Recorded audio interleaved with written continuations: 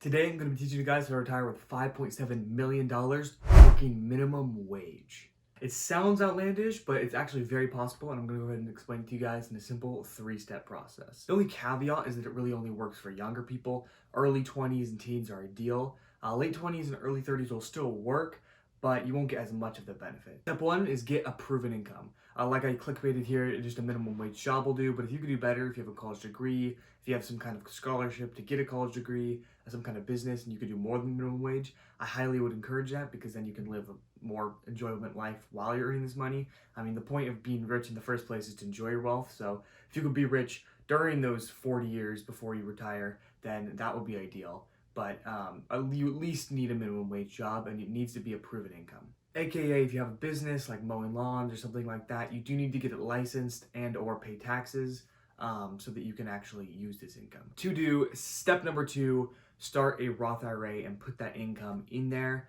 So basically the plan with this is to start investing $6,000 per year into the account. If you need help saving that much money, then go ahead and click this video here.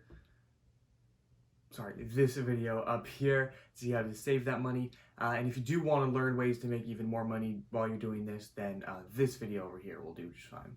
Now, to open a Roth IRA, if you're a minor, you will need a custodial account. So basically, you'll need someone who is older, over the age of 18, like a parent or guardian or something like that, to be a custodial for you until you're 18 years old. And the reason we're actually doing a Roth IRA is because Roth IRAs are tax-free on the gains, but you have to pay taxes on the money you get. That's why you need to have a proven income so that you can pay taxes on it and then put it in the Roth IRA. And then that $5.7 million will actually be tax-free when you pull it out. Other retirement accounts, you don't pay the tax up front, but you pay the tax on the gains. This is actually why Roth IRA is the most powerful tax advantaged account, especially when you're young and you're in the low tax brackets. You get more benefit than when you're older, because you'll have more time in the stock market, more gains, and you pay less of the taxes. Now, step number 3 is the most important one. Do not touch. Just leave it there. Keep contributing. Consider that money spent. Don't even try and pull it out if you need something. Don't even think about it. You just contribute the money. Ideally, you don't even check on it every year. It's like every couple years, maybe, if you're curious, you look at it. Seriously, because for me, I'm starting this at 17. I won't be looking at this for at least 48 years, which is an ungodly amount of time.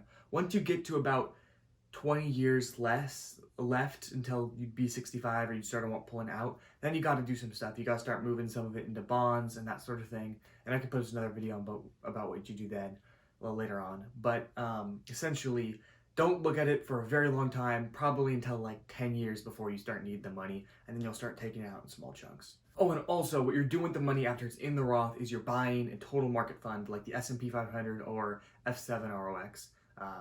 Basically, you're just buying the total market fund. That's the one that's like proven to go up over time. So that there's essentially no risk. There's still risk, but there's essentially no risk with buying that, and that's where we have the return on investment. Now, of course, all you have to do is basically do that. So step 1, get an income. Step 2, put $500 in per month. Step 3, buy a total market fund and don't touch it. And then really you just have to wait. And for me, I'll have, because I'm starting at 17 years old, I'll have $6 million when I'm 65 years old. This isn't adjusted for inflation, by the way, but you could take off a little bit for that. But $6 million if you just take the stock market's average annualized returns. If you start a little bit later, you'll have less. For example, if you start at 22 years old doing this strategy, then you would expect about $3,700,000 to 65. Think about that. That's just 5 years of difference, yet it'll be about $2.3 million more.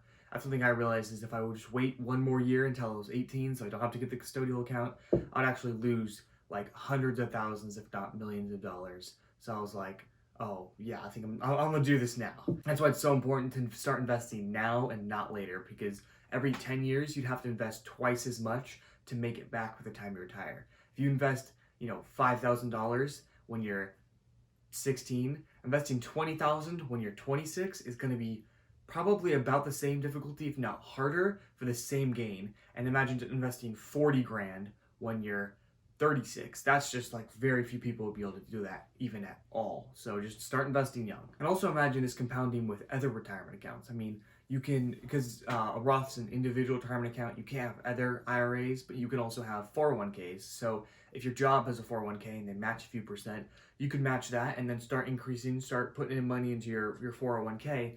And then all of a sudden you got this other retirement account with a few $1,000,000 when you retire. And it's just snowballs. This is basically just the beginning. This is like, worst case scenario. If you end up working minimum wage your whole life, you'll at least know that you got like millions and millions of dollars when you retire. And even if you don't want to use it, I think it's going to be something like over $13 million, at least for me, when I'm like 75 years old and most likely dying. Then it would be like, hey, even if you don't end up wanting to use it and you're just giving it to children or giving it to, grandkids' colleges or something like that, that's over $13 million. And that's just flipping burgers. That's the worst case minimum wage scenario. Oh, and just as a final disclaimer, all the numbers in this video have used the historical average for about 10% for the stock market. Now, there's usually about 2% of inflation. Right now, inflation's a lot higher, obviously, but over 40 years, it'll be about 2% inflation. So the money won't go quite as far as you'd imagine that, $6 million going now, but that's basically just how I calculated it. And there's a link to the website. I think it's called calculator.net is the one I use, but I'll link it in the description of the website of how I calculate this stuff. So you can go ahead and use that, punch in your specific scenario, and you can find out how much money you'll have when you're 65. And put it in the comments. Anyways, thanks for watching this video. Subscribe, like, more great videos on the way.